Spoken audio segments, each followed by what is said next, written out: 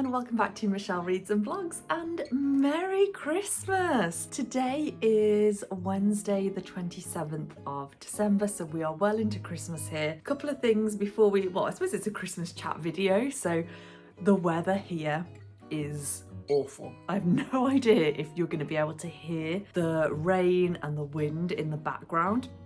I'm pretty sure we've got a storm. If we haven't, there's a problem because there's a lot of extra wind and rain that we do not normally have.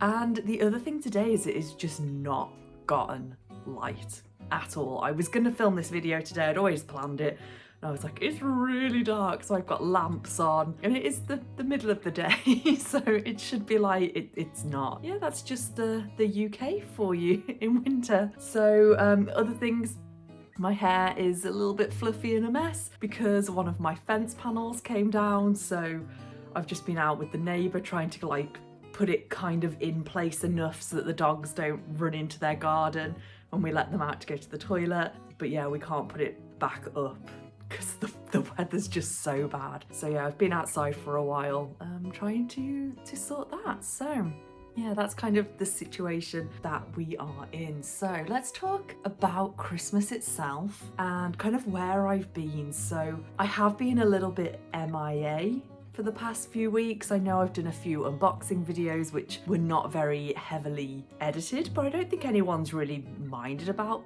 that, to be fair. It hasn't really made much of a difference, but watching the videos I definitely wasn't as happy with them as I normally am, so hopefully I can go back to in kind of the editing that I like to do. Yeah, so reason why there still hasn't been many videos is mainly my health. My chronic fatigue is still as bad as it was a few weeks ago when I did those unboxings, and on top of that, it's like this thing, I always get run down before Christmas. I don't know if it's because of the stress of everything and the worry of everything. I basically got an infection around my wisdom tooth. I couldn't eat solid foods for days because the gum kind of went over the tooth. It's horrible. I've only just stopped taking a lot of painkillers. I'm now on like a minimal amount of painkillers, which is nice. And yeah, as I said, I couldn't even eat properly. And I just think the problem with chronic fatigue is you're so on edge that as soon as something else comes along, it almost just pushes you over the edge. I'm like, why am I being such a baby with this little bacterial infection? It's not that bad and it's just a bit of pain. But the problem is when you're already struggling so much, just that little something extra just pushes you over, and I'm like, I'm not okay. I am not okay. So I kind of struggled through the last few days of work, and then luckily I've had a week off. And then as soon as work finished, it was straight into preparing for Christmas because I basically hadn't done that yet. So Christmas shopping, wrapping, putting the decorations up. So I know we only have a small tree, but last year that didn't even go up. I didn't have decks up. This year it went up 2 days before Christmas. So I am enjoying having decorations now. Although on this video you can see there's not many lights on this side of the tree. They're all kind of here, but it's still, I love my tree. It's very little and cute. And I've got some other few small decorations around the house. We did put the outside lights up a couple of weeks before Christmas, which I really like. I love coming back to the house when it's dark and there's outside lights on. I just think it's so much more cheery because I hate winter so much anyway. I hate this cold rain wind. Today's like the worst day for me. I'm very much a summer person. I don't know if that's being quarter Italian.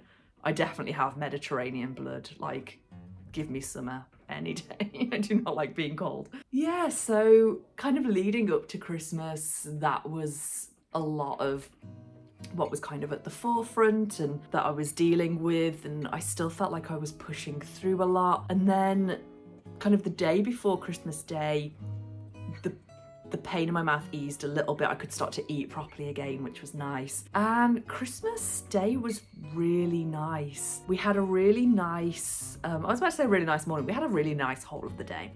So we got up, kind of normal time for us, quite late. We opened gifts with the dogs. I'm pretty sure the dogs had more gifts under the tree than Ash and I did. And they just had a great time. We started by opening up like some big juicy bones. I've got to be careful as I say the words here. They're literally like lying next to me. So let me show you the dogs. So they are very cute. And we are obviously in a different location to normal. So there they are, there's Flower. Say hi, Flower. And Poto's hiding here. You can really see them. She's so cute. They're both so cute. There he is, they know we're talking about them. Oh, let's try and put this back. So they had a great morning. They had some really nice treats. Like every time we opened treats that were like biscuits or toys for them, like we try and get them to open them even though they're not the type of dogs that will open them. They loved it. They just loved having all these treats and having these big juicy bones. And then I started the dinner. Ash walked the dogs, he took them on this nice big walk, so they came back, they were happy. And then Ash and I cooked Christmas dinner, which to most people won't be an achievement, but it's the first time either of us have done it. We did okay. The only thing that we didn't do was the potatoes. Roast potatoes were slightly undercooked. Everything else was really nice, really nice. It was a really nice dinner. We watched a good film whilst we were eating as well. We put on Netflix because we sit in the kitchen to eat at like our breakfast bar, and we watched something on Netflix called The Christmas Chronicles, which neither of us had watched before, and it was really good. I really enjoyed it. And then we cleaned up, and then what happened?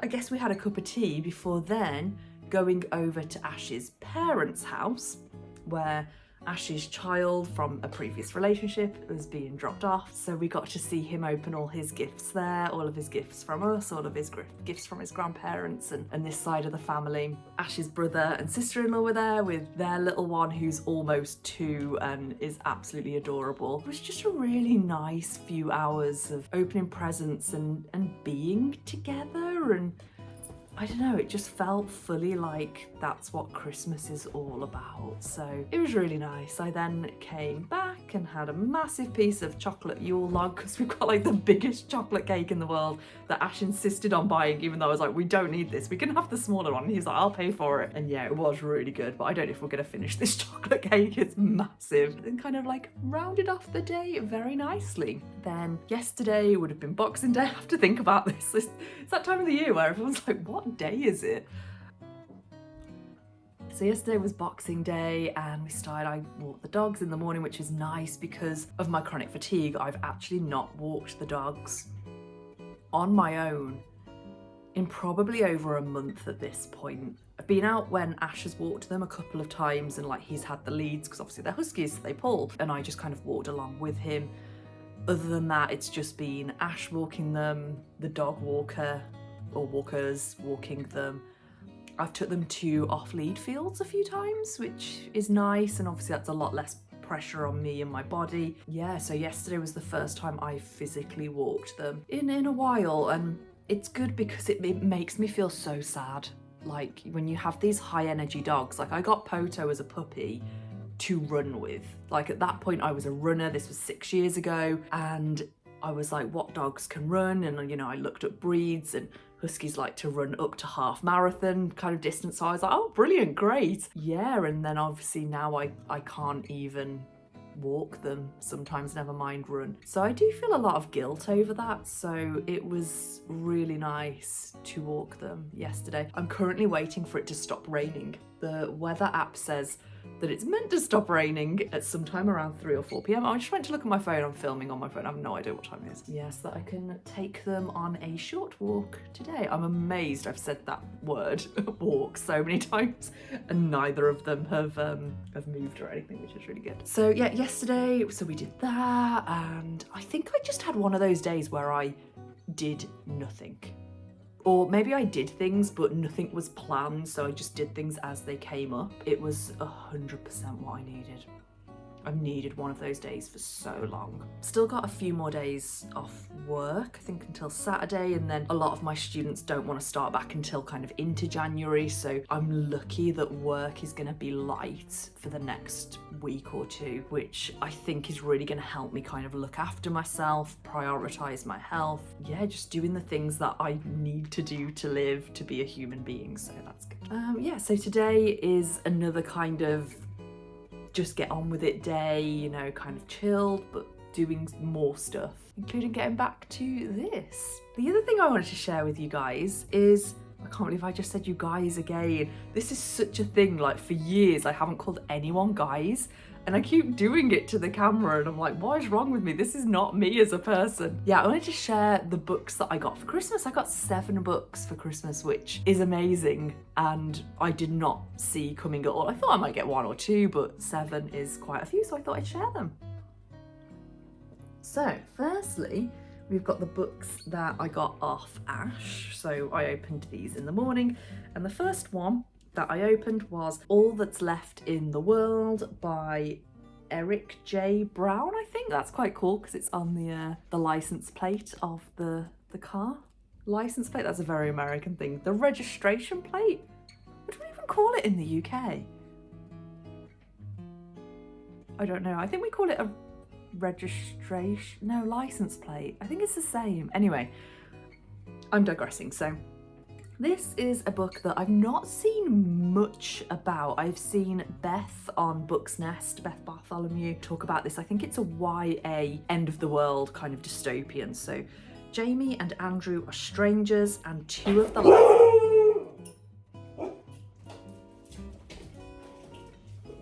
Hello. You're right. Yeah, how are you? Yeah. Anyway, sorry about that. Ash has just come home, so the dogs are obviously the best doorbell in the world. They're like, Dad's home. Let's start that again. So, Jamie and Andrew are strangers and 2 of the last people left alive. After a catastrophic event wipes out most of the population, Jamie finds himself alone in a cabin in the woods.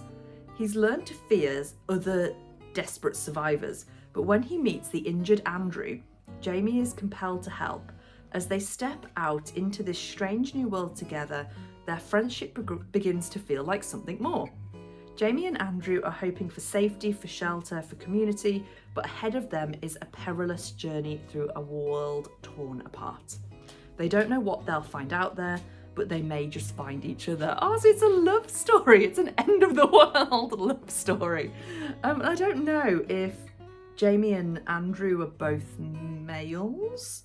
Yeah, because it says Jamie is a he, so yeah, so it's obviously male-male romance, so that's cool. But yeah, I had this on my wish list, and basically Ash raided my wish list.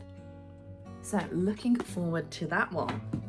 The next one that I opened was Powerless by Lauren Roberts, and I don't know much about this. This was kind of like and everyone else is reading it, so I want to see what it's about kind of thing. It's apparently really big over on TikTok, and a lot of people have likened it to The Hunger Games, but let's be honest, if we read every novel that is likened to The Hunger Games, it'd be half of them out there, so let's have a look at what similarities are there. Only the extraordinary belong in the kingdom of Ilia. The elites have possessed powers for decades, gifted to them by the plague, while those born ordinary are just that, banished from the kingdom of Ilia and shunned from society. No one knows this better than Payden Grey, an ordinary posing as a psychic to blend in with the elites. When she unsuspectingly saves one of Ilia's princes, Kai Aza, she's thrown into the Purging Trials, a brutal competition showcasing the elites' powers. If the trials and the opponents within them don't kill her, the prince she's fighting feelings for will if he discovers what Payden is, completely ordinary. Oh, sounds really good. And obviously the whole Hunger Games thing is just the trials kind of parallel. Fab. Okay, and the third one from Ash is a Christina Henry, The Girl in Red. Beware the wolves in the woods. It's okay. You sure? Yeah. I don't want to like put the bread and stuff out from the freezer. It's fine, just carry on. They know you're here now. I've told them. The dogs told them. Ash wants to make his lunch, but he's scared of making too much noise in the background. I already said as well, with the weather, they can probably hear like the doors banging and the wind and the rain. Yeah, so they can probably already hear that. So it's not safe for anyone alone in the woods, but the woman in the red jacket has no choice. Not since the crisis came. Decimated the population and sent those who survived fleeing into quarantine camps that serve as breeding grounds for death, destruction and disease. She is just a woman trying not to get killed in a world that was perfectly sane and normal until 3 months ago. There are worse threats in the woods than the things that stalk their prey at night, men with dark desires, weak wills and evil intents. Men in uniform with classified information, deadly secrets and unforgiving orders. And sometimes, just sometimes, there's something worse than all of the horrible people and vicious beasts combined. Red doesn't like to think of herself as a killer, but she isn't about to let herself get eaten up just because she is a woman alone in the woods. So again, this sounds like a bit of a kind of end of the world, like something's happened and it's a kind of survival story. So yeah, that sounds really good. Looking forward to that one. So those are the 3 off Ash. So he did say that he went for cover buys, so all of the covers off my wish list that he liked, which I thought was pretty cool. Then the other 4 are off Deb, Ash's mom, and it's interesting because Deb likes to read thrillers and she got me 4 books and I realised 3 of them are thrillers, and I'm like, makes sense that those are the ones that she'd kind of be drawn to. The first one is the one that's not a thriller, and this is Nettle and Bone by Kingfisher, and I've mentioned this on the channel before that this is a book that I'm interested in. Obviously I'm interested in them all because they were all on my Amazon wishlist anyway. So after years of seeing her sisters suffer at the hands of an abusive prince, Mara, the shy convent-raised third-born daughter has finally realised no one is coming to their rescue. No one except for Mara herself.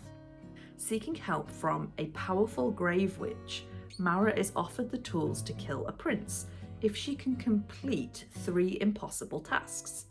But, as is the way in tales of princes, witches and daughters, the impossible is only the beginning.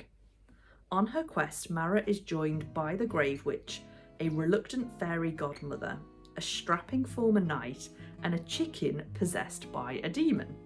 Together, the 5 of them intend to be the hand that closes around the throat of the prince and frees Mara's family and their kingdom from its tyrannous ruler at last. So that is Nettle and Bone. Okay, and then the last 3, as I mentioned, are the ones which are non-fantasy. They're like the more thriller-esque ones. The first one is the one that I would like to get to quite soon, seeing as it is still the Christmas season, which is The Christmas Appeal by Janice Hallett. So this is the author of The Appeal, which is a thriller which is based on a multimedia concept. So instead of kind of like reading from just perspectives, there's things like emails, text messages, letters, pieces of evidence that you can read from within the book. So this one dead Santa, a town full of suspects. Will you discover the truth?